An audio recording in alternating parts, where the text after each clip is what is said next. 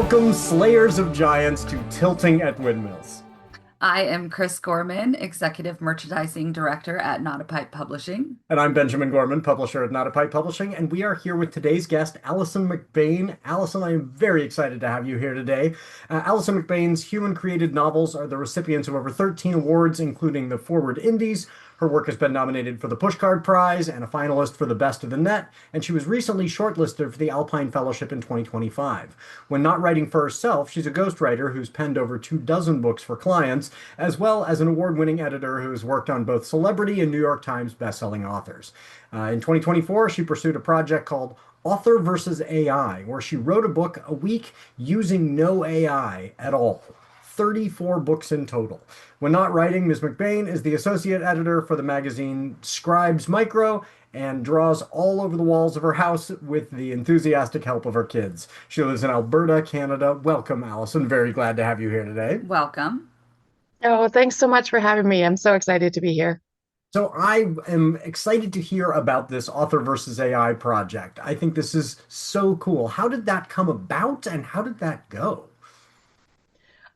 Well, it started because of the writers' strike in Hollywood. So that was the top of the news, a couple years ago. Everyone was worried about AI creeping into every sort of creative sphere, into music, into, movies, into writing. And just through a conversation with a friend who knew that I was a very fast writer, through my ghostwriting, I was writing for clients like about a book a week. And he was like, well, why don't you do that for yourself? Why don't you do this project you always talk about? You have all these ideas that are sitting on the back burner. It's like, that's very interesting. Maybe I can combine those two ideas. And it also came about because I was talking to a lot of authors as my job in my job as an editor. And a lot of them were especially new writers, were very sort of depressed. They're like, oh, well, if AI can write, like, why should I even try? Like, the market is hard enough. There's so much rejection. Why should I even, write my story? And I sort of wanted to show that, like, humanity is not done for yet. AI is not going to take over us. The robots are not coming. Well, they are sort of coming, but we can still be writers. We still have authentic voices, and AI can't take that away from us. So I spent about 6 months in preparation, doing chapter by chapter outlines, getting all my research done.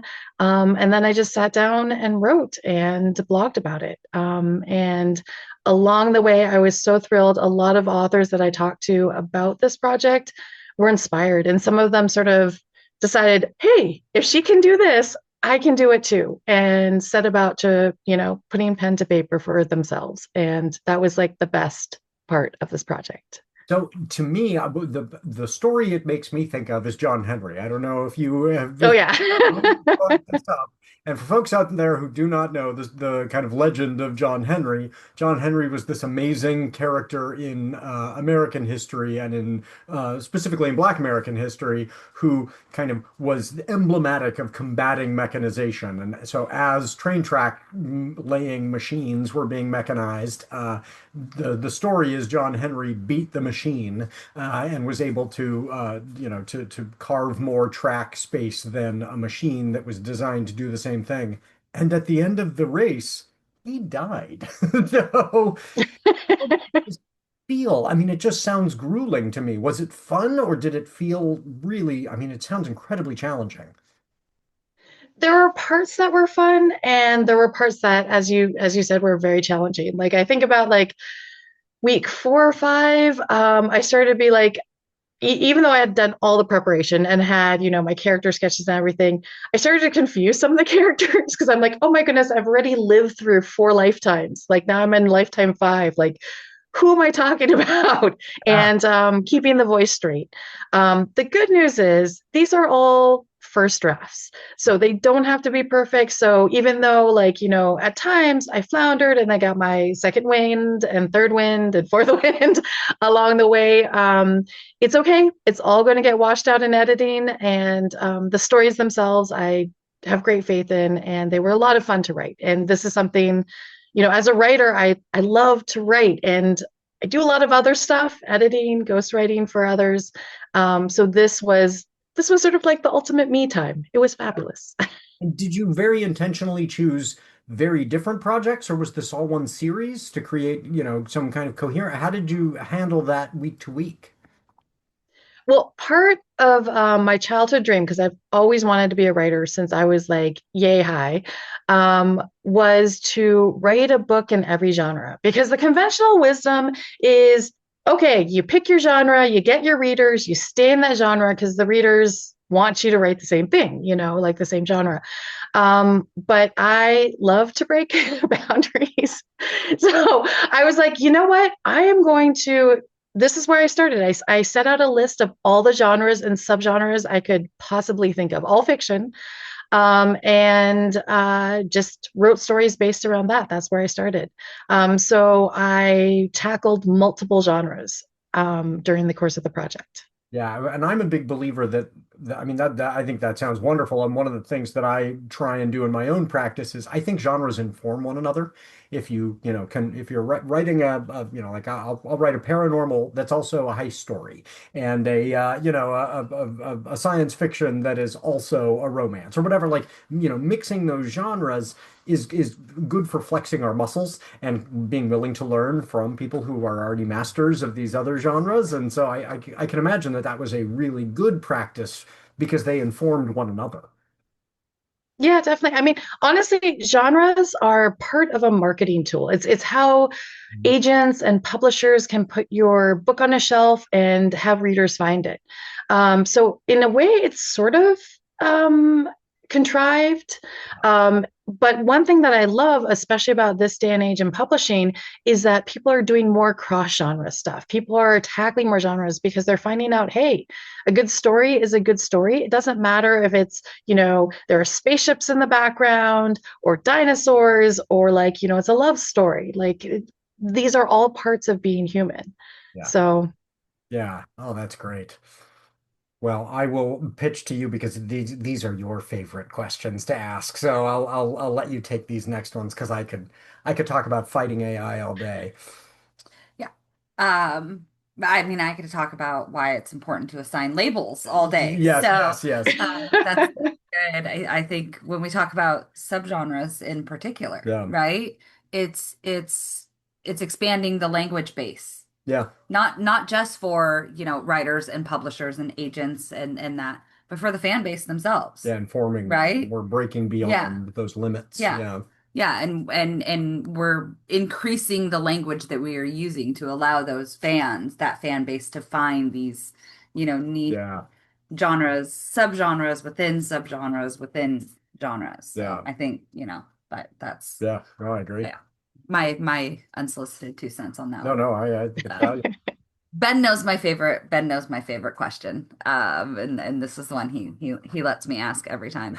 Um, what is the most dangerous animal you would be willing to risk your life to pet? I don't know if you've had this answer before. None, actually.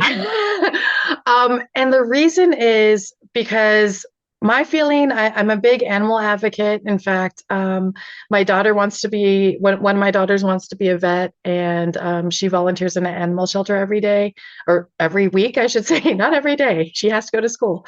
But my belief is that if animals are dangerous, they really should be left alone by people because a lot of times the reason they're dangerous is because we're encroaching in their Yeah. habitat, in their lifestyle. And we should sort of stick in our own world and let them be. So I would never risk my life to pet an animal. I would never be, you see these tourists who go to Yosemite and like, oh, look, fuzzy bear. Like I would never do that. I'd be like, okay, bear, you live your life. I'm going to live mine over here.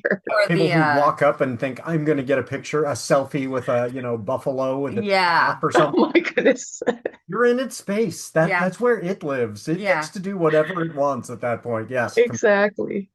Yeah. Yeah. I hadn't heard that answer. I hadn't Yeah. heard that That's a answer. good point. Yeah. It is a good point. The answer that I've heard that kind of amuses me the most and makes more people angry though is the person that responded men.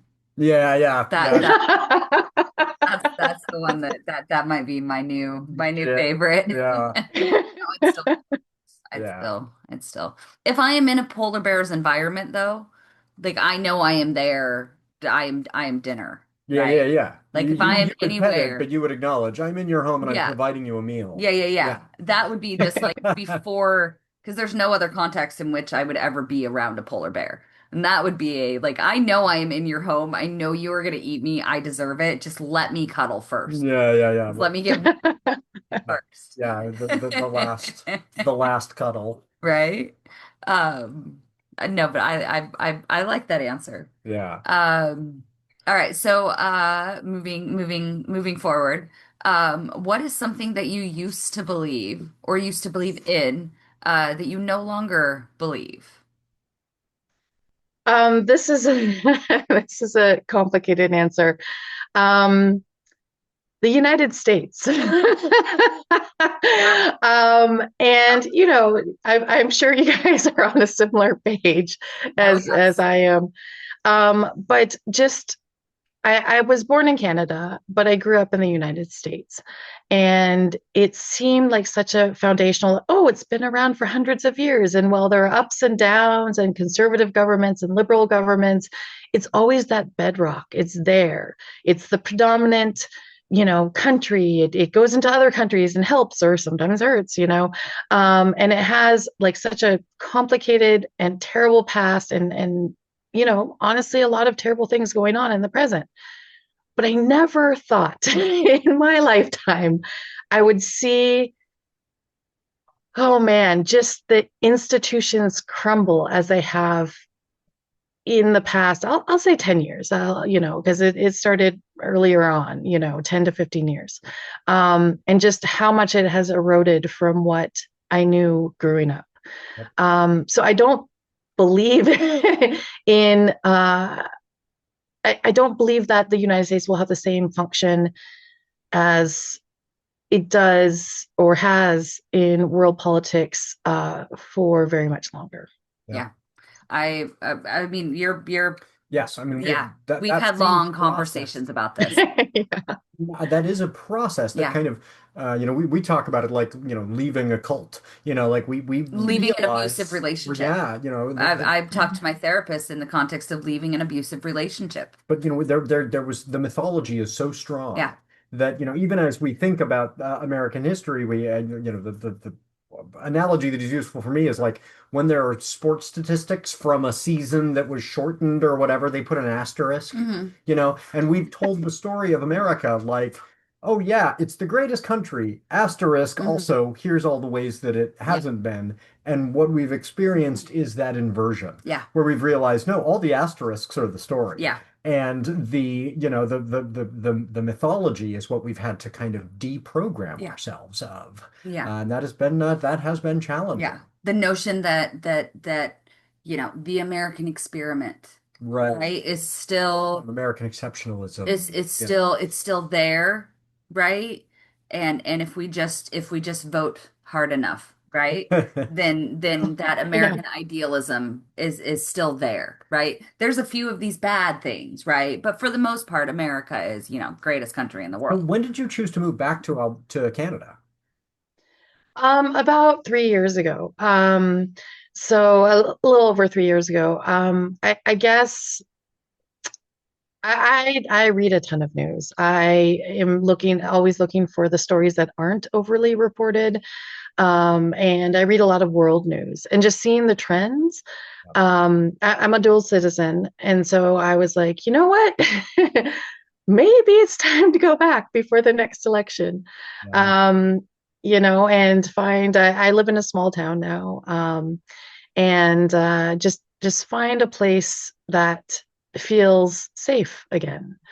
And part of that is because I have kids. And like, I think one of the things that um, really broke this illusion for me was the amount of violence there Mhm. is against children, just gun violence, Yep. school violence, and uh, and I've told this story, several times personally, but we were living not too far from Sandy Hook when it happened, and about 50 miles away, and of course that was terribly tragic, and everyone in the community, everyone in Connecticut was very, um, very affected by that, of course, and everyone in the country.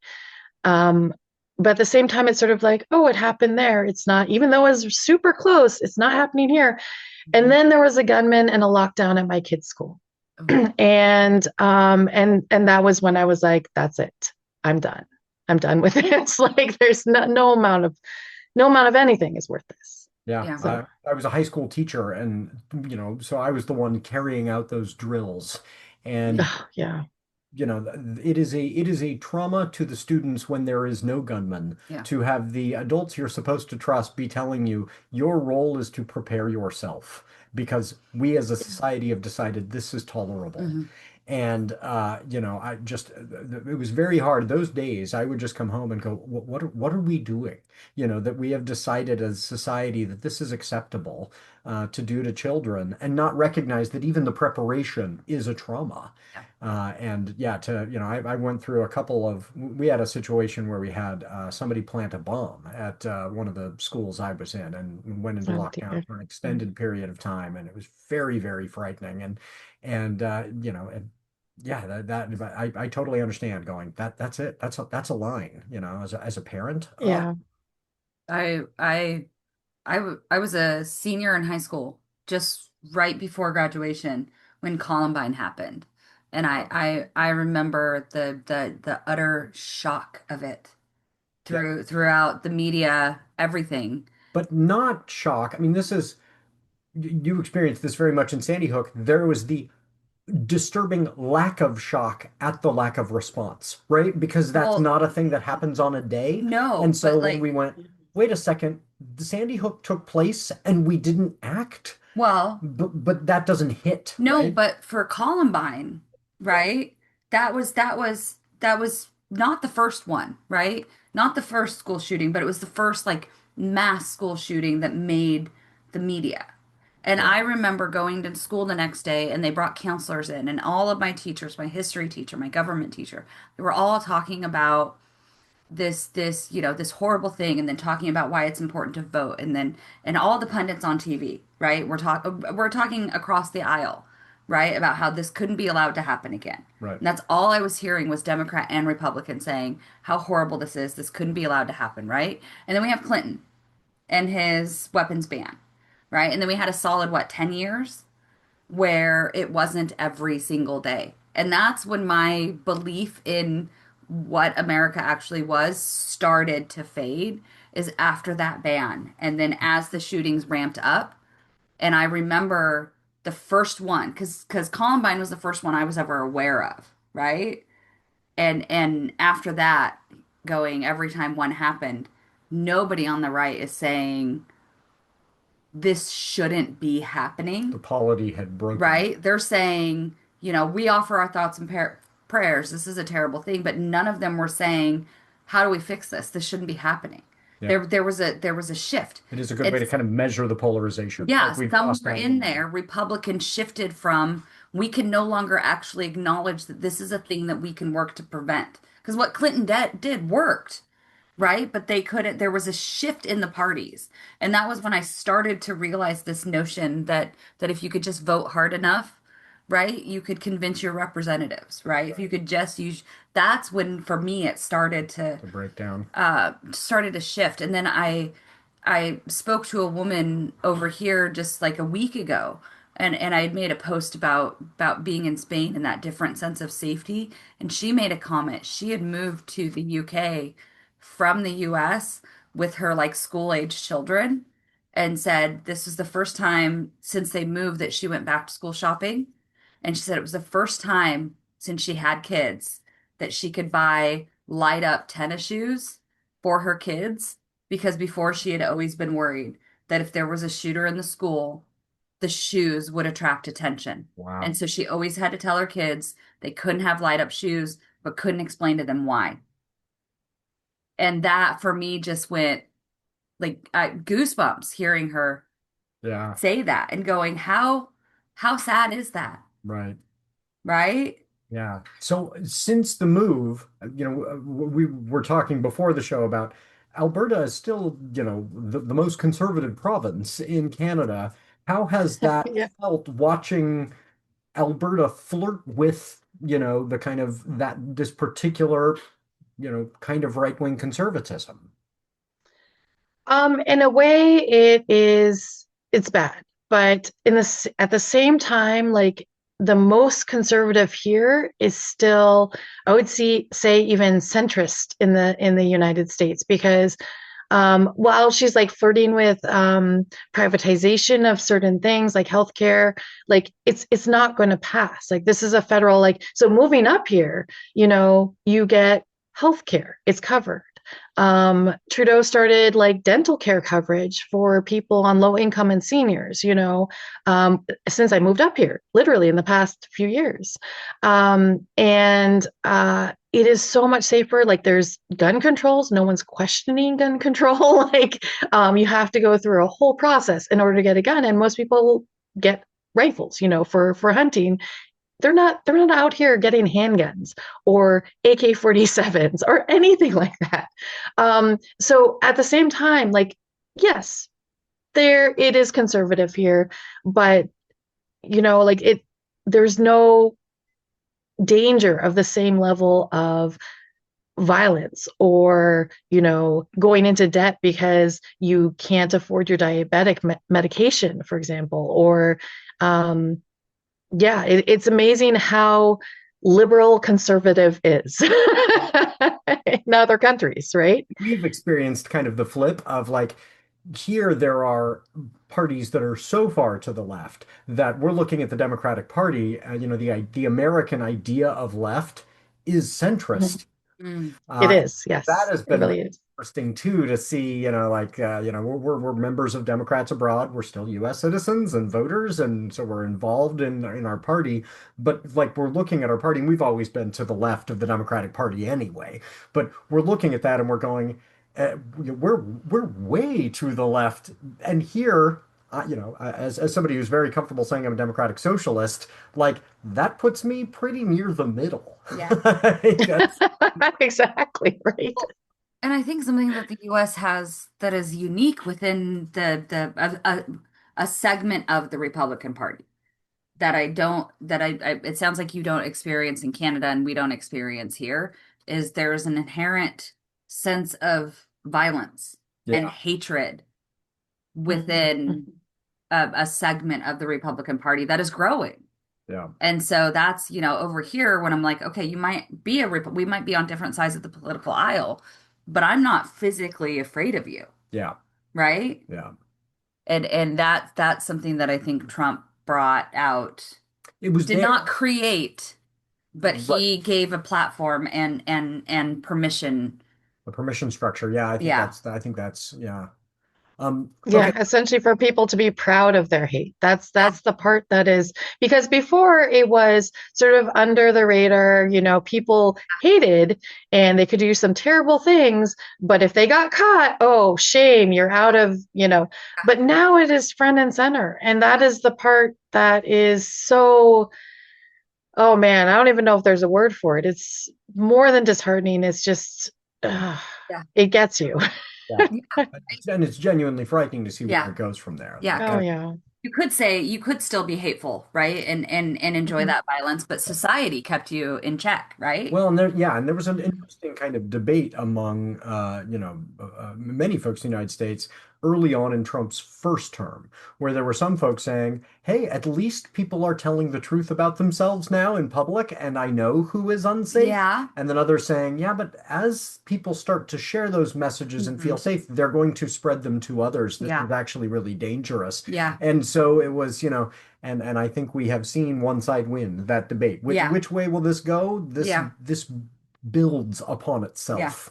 It Whether it's does, yeah. violence of the rhetoric or the kind of permission structure to express that kind of Yeah. hatred, it radicalizes, especially young cishet white men, Hmm. end up being the ones who are going, oh, this way that I feel is not just acceptable to me, it's popular amongst my Hmm. friends. Well, and the hate Um, spirals outward as well. mhm. You take one thing Yeah, and I hate this. I don't like this one thing, This right? group, and now Yeah. I'm allowed to hate all these other Yeah. groups as And well. I'm hanging out with these people that hate all these other people, Yeah. and I read an article about how essentially how incels are radicalized. Not radicalized. What's the word I'm looking for?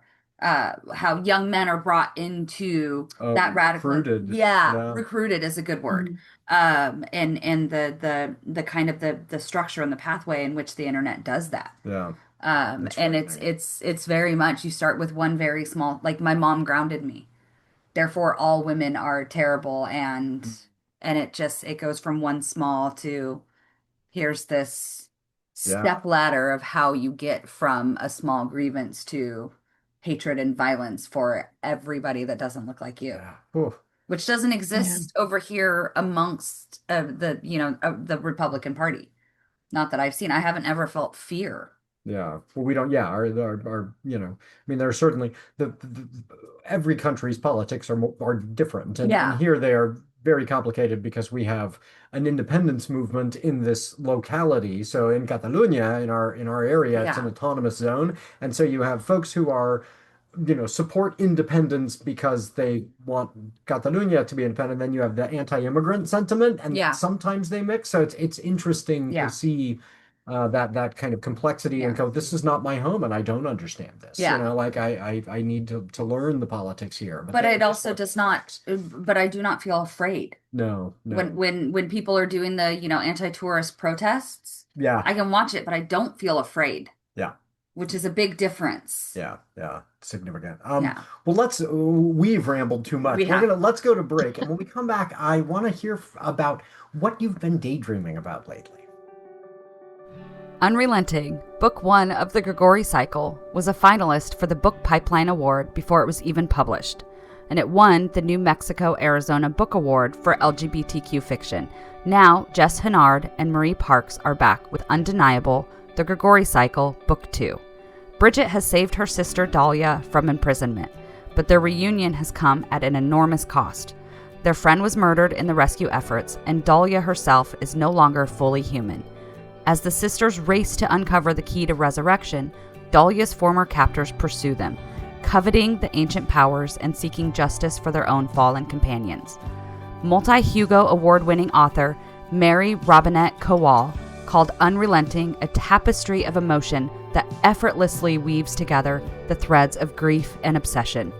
Undeniable will be available everywhere on October 28th, but you can pre-order your copy now. Your favorite lesbian vampires are back, and this time there are lesbian vampire librarians as well. Benjamin Gorman's The Convention of Fiends series brings together every kind of monster you've ever heard of, and many you haven't, in a globe-trotting adventure from an Irish crypt to a Scottish castle to a troll den under the Fox News headquarters in Manhattan. From the catacombs of Paris to a beachside villa in Costa Rica, a summer camp in Saskatchewan to a brothel in Bangkok, a secret lair under Angkor Wat, to an annual conference at the Bellagio in Las Vegas. The hunt is on. Everyone wants the deadly book that can kill its readers. Beginning with Book 1, Don't Read This Book, and continuing in Book 2, You Were Warned, the trilogy comes to a fantastic conclusion in Book 3, You People Are Monsters. New York Times bestseller Chelsea Kane says, I didn't know I could be turned on by a sex scene involving a dragon, but here we are. You People Are Monsters will be available everywhere on October 13th, but you can pre-order your copy now. Welcome back, everyone, to Tilting at Windmills. We're here with Alison McBain. And Alison, when you've been daydreaming, what have you been daydreaming about lately? Actually, this is probably because I'm getting older and my kids are getting older. But my answer is actually California. So I was born in Canada and I'm living here now, but I grew up in California, and it is, I don't know, I've traveled all over, the United States, all over Canada. And to me, it's very unique in a lot of ways. And I haven't spent a lot of time there until recently. My parents actually moved back to Canada. I convinced them, like, hey, hey, it's not so great down there. Let's come on back up north. I mean, And I managed to.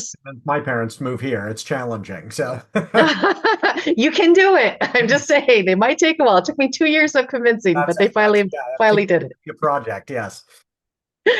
Um, but I was back and I was like, wow, this is, you know, where I grew up, it just has a certain smell, it has a certain feel, and like, just even feeling that like the sun on my shoulder, like I was like, wow, this will always be a part of who I am, a part of my home, and I think for anyone who has moved around a lot from where they grew up, or even moved around growing up, there will be a place that calls to them. And so, a part of me has sort of been like, oh, well, maybe I should set my next book in California and just sort of walk down memory lane and sort of recapture what I had when I was growing up. And where in California? Because it's a state with such variety because it's so Oh, huge. it is. I grew up in the Santa Cruz Mountains, just outside of Santa Cruz, about an hour south of San Francisco. So we had a bit of everything. We had like, the hot, sort of dry weather, but there were a lot of trees. There were redwoods. I went to school at UC Santa Cruz. Yeah, it was lovely, and I still miss the location. Yeah. But yeah, I don't know the next time I'm going back. Yes, but That's lots of great settings. I know Santa Cruz. It is the boardwalk. Folks who don't Yes. know Santa Cruz, go watch the movie Lost Boys, and then Lost Boys, yes. go to Santa Cruz. Like it is a really cool place. Yes, I totally get that, and I think you're right. Some of that is nostalgia too. If you actually lived there, Mhm. it would feel very different. But the chance to go back and visit. So have you thought about? Making a trip, or right now, how do you feel about that? Right now, I'm not too keen on crossing the border. There are stories, and while I'm a dual citizen, there are stories about Canadians getting detained. And there's also, up here, there's a sort of boycott things, south of the border. So I'm a part of that too.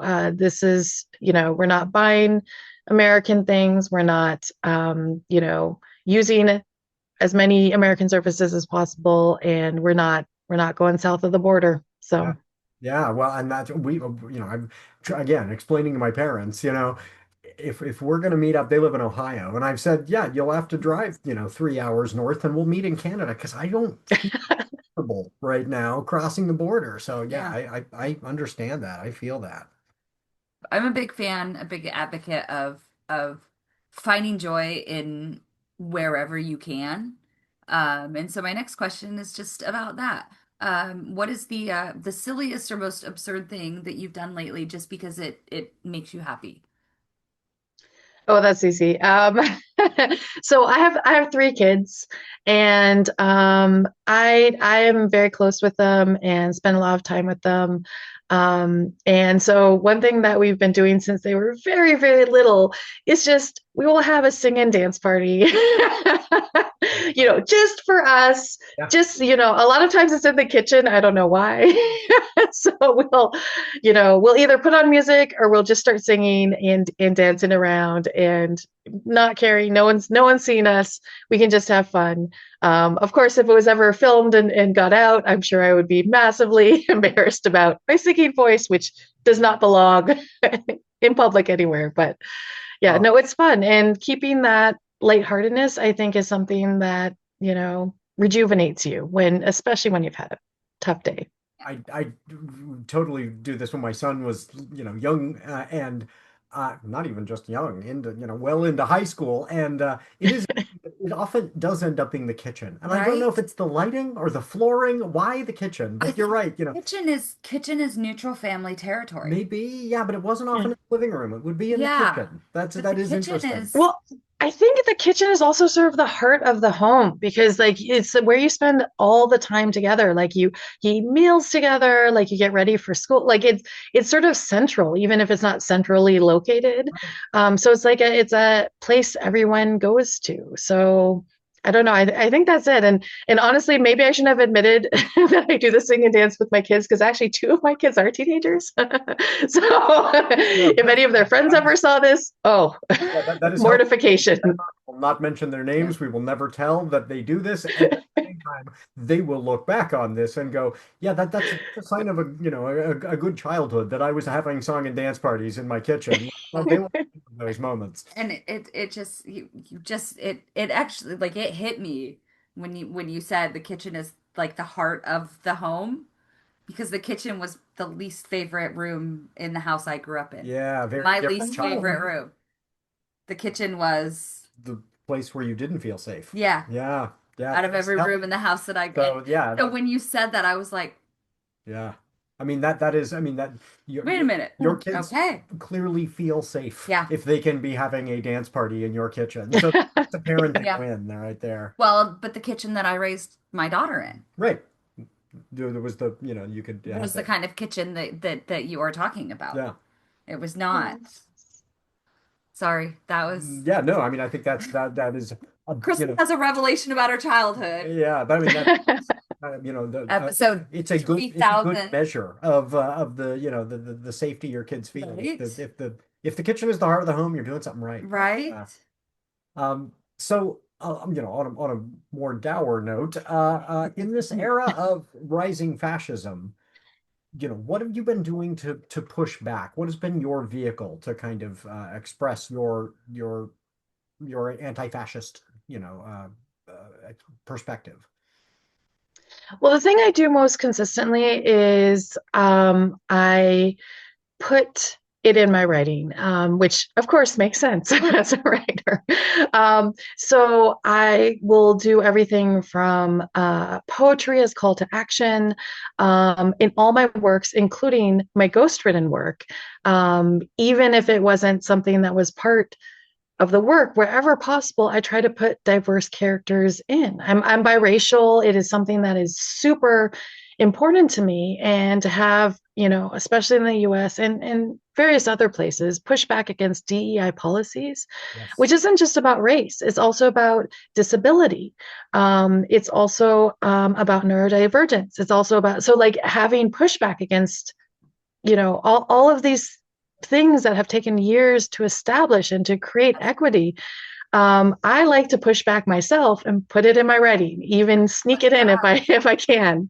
I heard this Um, great term this week that you will love. Or maybe you know this, but I was reading ambient queerness. Yep. And it's the idea of we're not going to make sure that the protagonist is in a queer relationship and that their, it's their coming out story or whatever, but just queer people exist. Hmm. People of different, and I love that idea of the representation is ambient. Hmm. Like, let's just make sure that the diversity is such that we normalize that we live in a diverse world. Yeah. And so I think that's so valuable. And the fact that you kind of push for that in your ghostwritten work as well, to say, you know, you have an opportunity and a platform in that way to say, by the way, I populated this project that we're both working on with a diverse cast, Yeah. because that's important that that exists in the world. Yeah. For sure. And on top of that, I like to, when I can, I don't always have time, and my kids don't always have time. I mean, I took my kids when we lived in Connecticut to Black Lives Matter protests. I go to protests as often as I can. I go to pride parades. Any way I can support and be an advocate for not just my own voice, but other people's voices is I'm there, so I feel like the more people, as you said, not just ambient, people existing, but having ambient support too. I think it's important. Like having it be just a part of, oh, hey, there's a pride parade. I'm gonna go and I'm gonna cheer. Actually, some of my kids are actually LGBTQ. So I'm going to be as supportive as I can be in whatever method is out there. Yeah. And granted, we're not all on the front lines, but we can be there. Yeah. I love that. Maybe we've invented something, ambient allyship. Just make it I like normal that. that we are, Yeah, it's normal. one Yeah. another, and that's a normal thing to do. I mean, Yeah. we're going to a march tomorrow. The folks who are hearing this will have already happened in the past, but got the big here it's called the No Tyrants rather than the No Kings. Mm. That's tomorrow, and yeah, the folks are will have seen by the time this airs. So we're playing with our time machine here a little bit. A lot of footage of folks protesting, and yeah, we should just normalize. This is something we Yeah. do to stand up for one another. So Yeah. It's funny that you mentioned that, because so normally Saturday I belong to a writers group. We meet over Zoom, and most of the people in the writers group live in the US. So we've just, because there have been a lot of protests on Saturdays, we've just sort of changed the timing of our writers group. We pushed it earlier because they're like, oh, yeah, got a protest today. So we got to do it an hour earlier. And all of us are just like, yay. So like it's also part of the writing and creative community. So I love that, we can work our lives around it. It doesn't have to be disruptive. It's just ambient. It's part of our routine. Yeah. Oh, that's wonderful. Yeah, I mean, and that tells you something about the group, right? Mhm. Like this is Yes. people have you been working with this writers group for, these folks pretty Oh, well. years. Yeah. Yeah. Yeah. And like we were talking about before, you get on air, we got on air, like the people you surround yourself reinforce the good or the Mhm. bad, right? And if you're surrounding yourself with people who are saying, "Can we move this because we got a protest?" Like you're hanging with good people. Right. That's true. Yeah. Yeah. Um, so much of what of the strategy of the right wing media machine is to overwhelm with information and chaos, until you are just kind of all spinned around on what things should you be paying attention to, what is real, what is right, and so sometimes it can be hard to catch everything. And so we like to give everybody on the show the opportunity. Is there something that you wish people were paying more attention to right now? I have sort of a three-part answer to that, and it depends on the audience. Mm. So I'd like to address US listeners first and say, pay more attention to the Supreme Court. A lot of the stories that are coming out right now about what the Supreme Court is doing are flying under the radar because of what Congress is doing, what the president is doing. So in the background, the Supreme Court is radically and drastically changing laws, ignoring laws, getting, like making laws up essentially. So pay attention because a lot of this is affecting a lot of people, and it's going to be have a lasting impact for years to come. For Canadian listeners, I'd like to do a shout out because it's hard.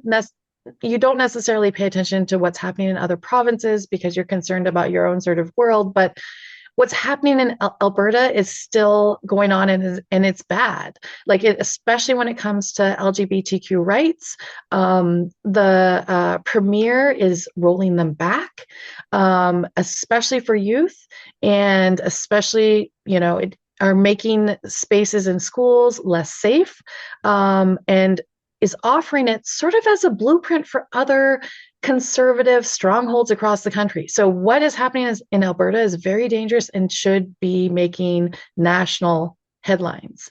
And then for world listeners, sorry to go on, but for world listeners, what is happening in the Sudan has sort of taken a back burner. And this is something that is critical for not just the region, or not just the country, but also the entire region. And it has been going on for a long time, and which is one reason why I think that it's faded from the background. But, yes, what's happening in Israel is terrible. What's happening in the Ukraine is terrible. But also what is happening in Sudan, hundreds of people are being killed. They're being targeted by both sides, civilians, women, children. It really should be paid attention to. It really should be making front page news around the world. But people can help. And there are lots of advocates who are trying to bring more attention to it. So that's something that I hope people around the world pay more attention to. Yeah, well, and I will post the article that you pointed out Yeah. in the show notes. So folks who are listening to the show, read up on that, find ways to get involved in that because you're absolutely right. I think there is a you know racist and kind of historical bias that says, oh, for my lived experience, everything that is happening in Africa that I've been exposed to has always been chaos, and therefore it's tolerable. And we don't know about. I mean, I was an adult before I was learning about countries in Africa that are very successful and stable, and Yeah. places where the Yeah. instability is caused by American and Chinese multinational corporations, and we can influence that, and we've just tolerated the attacks, or a company supports a coup, for example, in an effort to, maintain their profits and extract resources. And we don't feel like we're involved, but in fact we are. So there are ways to get involved and push back on that. So yes, I would encourage folks to pay attention to that because it really is really scary what's happening there. Yeah, and one thing, can I just highlight something that you pointed out? You talked about profits and company. Like, this is the main driving force behind a lot of instability around the world. And if we can spread the word, vote with our dollars, don't buy conflict diamonds, all of that stuff, like we are supporting it, even if unintentionally. So, like, it makes a difference what you buy and where you're buying it from. And if more people did that, it could really make a difference for companies too. Yeah. Yeah, we both, when we got our engagement rings. We both said we talked about this, and we were like, not only do we not want conflict diamonds, let's kind of, normalize. We don't need diamonds because Exactly. other people to go, okay, well, maybe I'll make an exception to get a conflict diamond. Like, why do we need diamonds? So we ended Yeah. up going away from that entirely because, yeah, it is, once you kind of learn about the horrors that are the consequence of this entire industry, that is literally on its face decorative. Like you don't need them, like, Well, and even my engagement ring. Yeah, We that's went what I to we mean.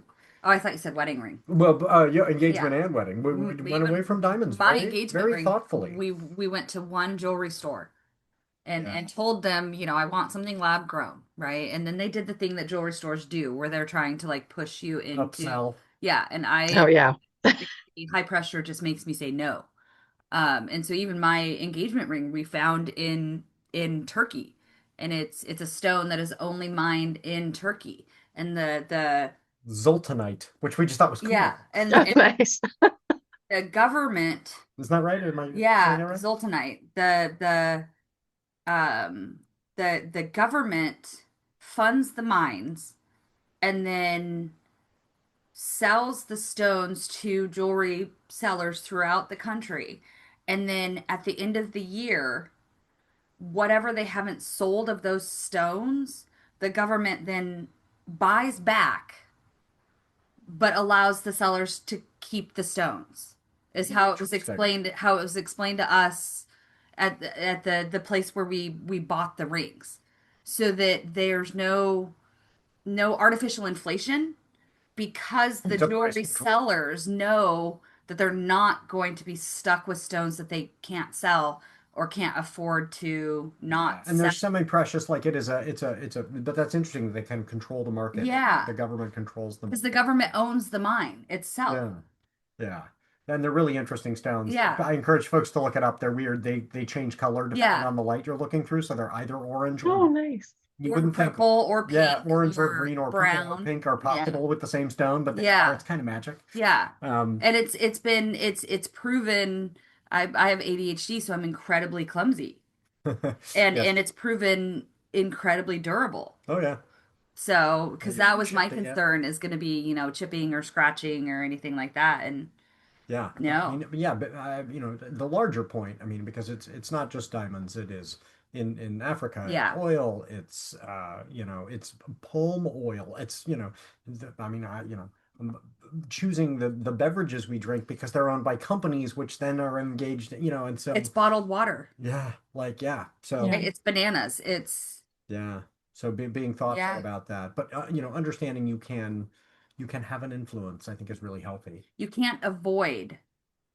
Having an influence Well, anyway. no, you can't avoid you. Yeah. What was it? It was the Good Place has Oh this yes, debate yes. about tracking the. I don't know if you've ever seen it. The Oh, About yeah. tomato Love play. it. there's that whole conversation about the store-bought tomatoes, Right. right? Yes. And so you cannot. Because we live in a capitalistic society.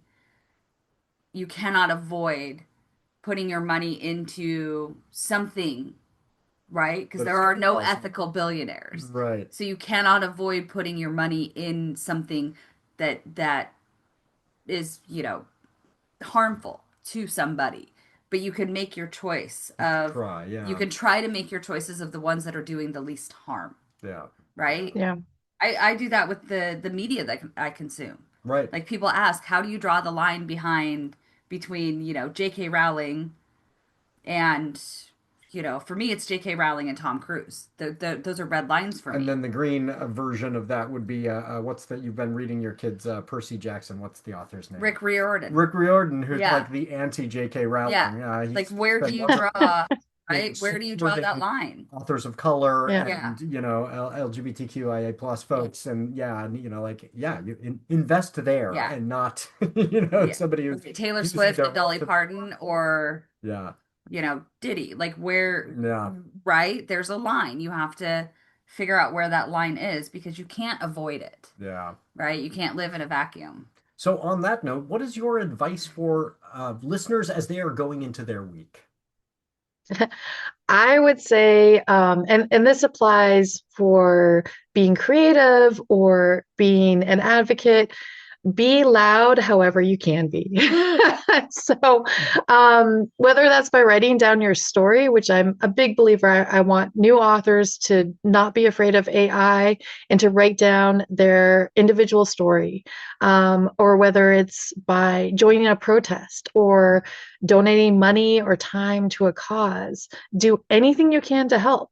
To get your own voice out, to get others' voice out, to champion others, and any action, big or small, as we were discussing, can make a difference. Well, I completely agree, and I would only add to that support other authors and artists Yeah. with Yes. your dollars. And so, which book of yours should folks start with if they are saying, I got to hear Alison McBain on a podcast and I want to support her work? Where should folks start in your body of work?